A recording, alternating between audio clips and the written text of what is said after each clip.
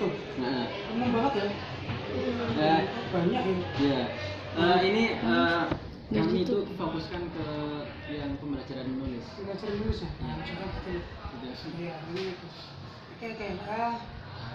Kalau untuk yang menulis memang di sebenarnya ada di kurikulum, kemudian dijabarkan di SKK itu sudah ada semua.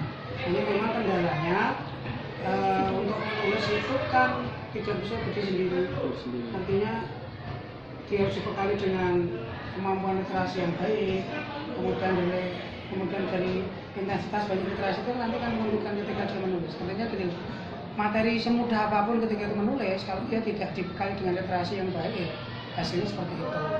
Itu satu. Nanti yang pertama adalah literasinya harus kuat dulu. Ini sebagai model untuk bisa membuat menulis. Kemudian yang kedua jelas pengetahuan dasar lah, misalnya kalau misalnya kita menulis sebuah laporan, misalnya hasil observasi itu kan juga itu butuh pengetahuan yang banyak. Pengetahuan apa itu observasi, kemudian cara menuangkannya juga macam-macam. Itu salah satu bentuk contoh kecil. Yang jelas itu contoh kecil. Kemudian ketiganya secara umum ya.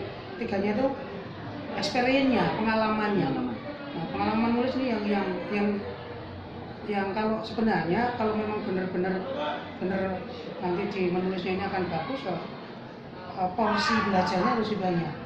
Contoh kecil aja. Misalnya langsung misalnya ada jam KPU bahasa Indonesia, kemudian masuk. Kemudian ketika masuk itu langsung saya punya tema ini jebret. Buatlah kalimat deskriptif, buatlah kalimat naratif dan sebagainya atau kalimat argumentatif. Temanya ini hanya dalam jalan waktu 10 menit. 10 menit aja pakai timer di situ. Apa yang terjadi? Ya dalam tanda petik jadi ya jadi. Tapi secara mutu, wow, jauh. Ini satu bukti bahwa menulis itu memang apa ya?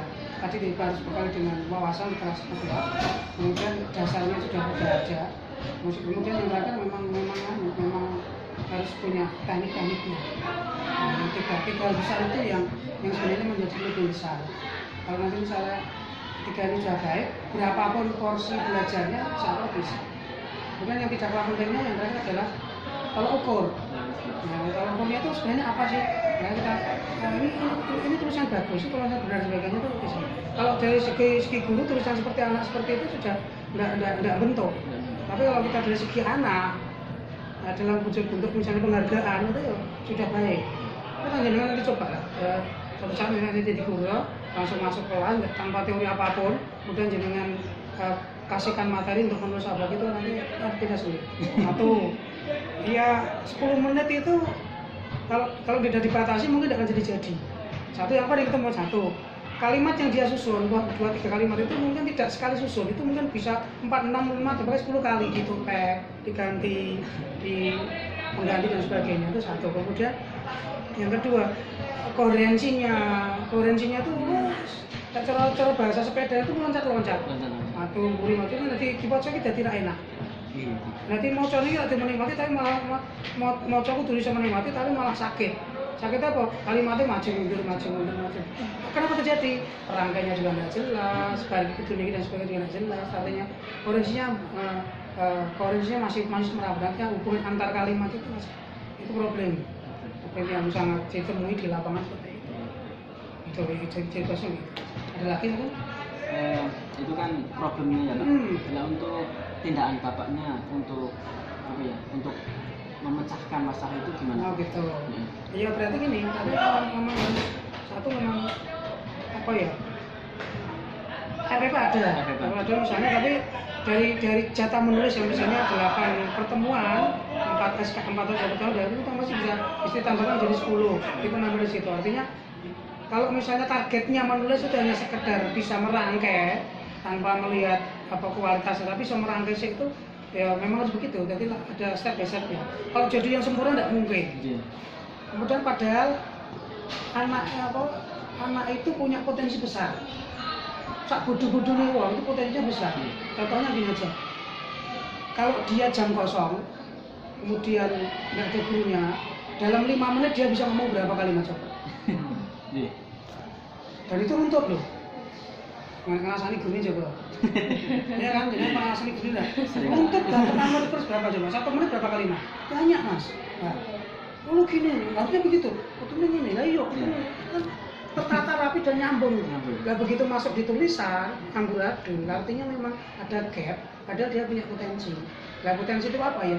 Ya digarap nanti misalnya, kalau misalnya 4 pertemuan nggak cukup ya tambahin satu pertemuan. RPP kan memang boleh, tapi kan pelaksananya kan boleh nambah, boleh ngurangi. Ya.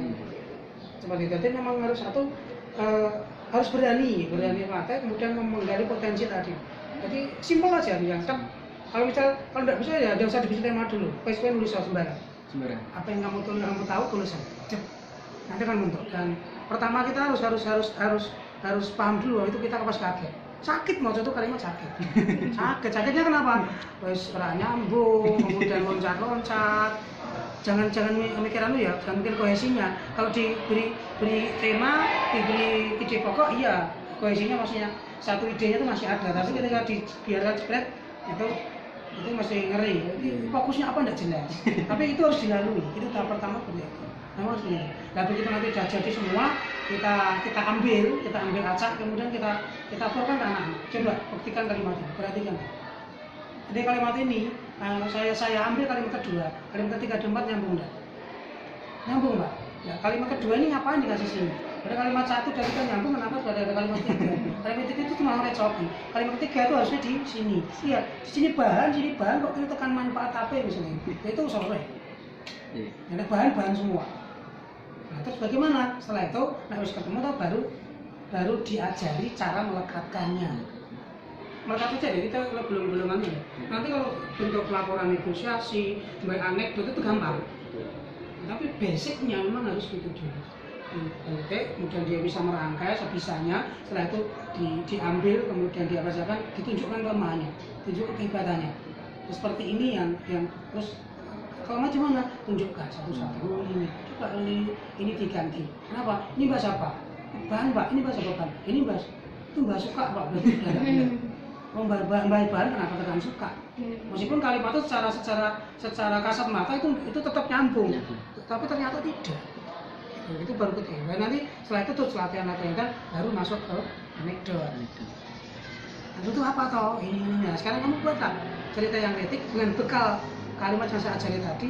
Coba tulis anekdot.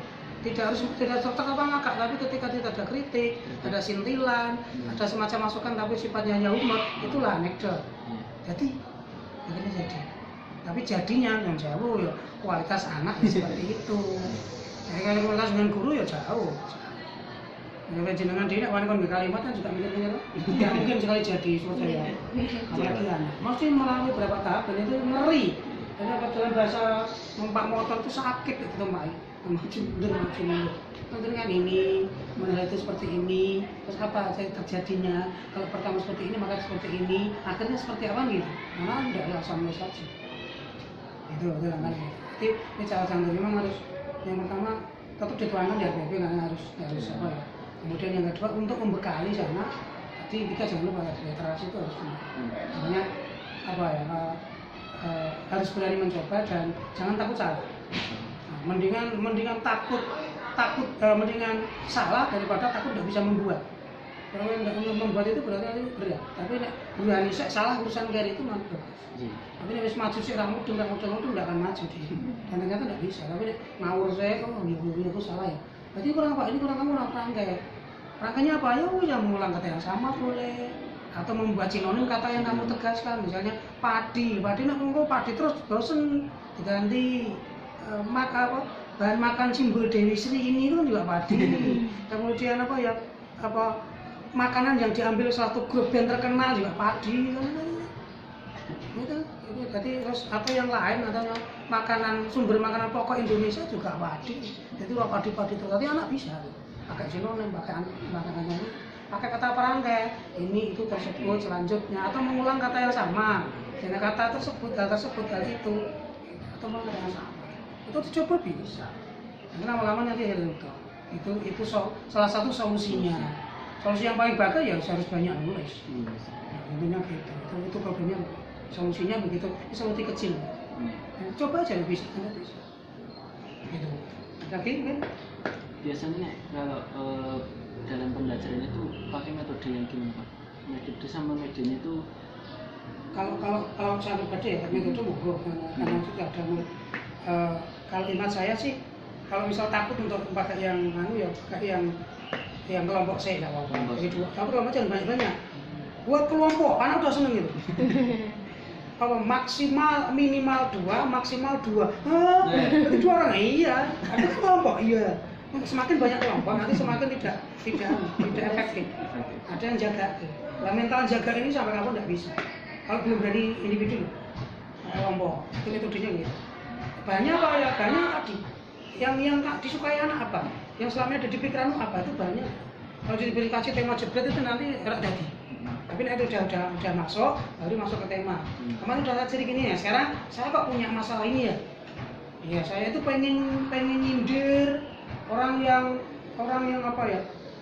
Pengen nyindir orang yang masuk rumah bisa menikmati rumah, tapi tidak pernah apa ya baterainya udah mau habis. Iya caranya sebagai sindiran, buatlah gitu. Dia masuk ke sana nanti kan mengerucut.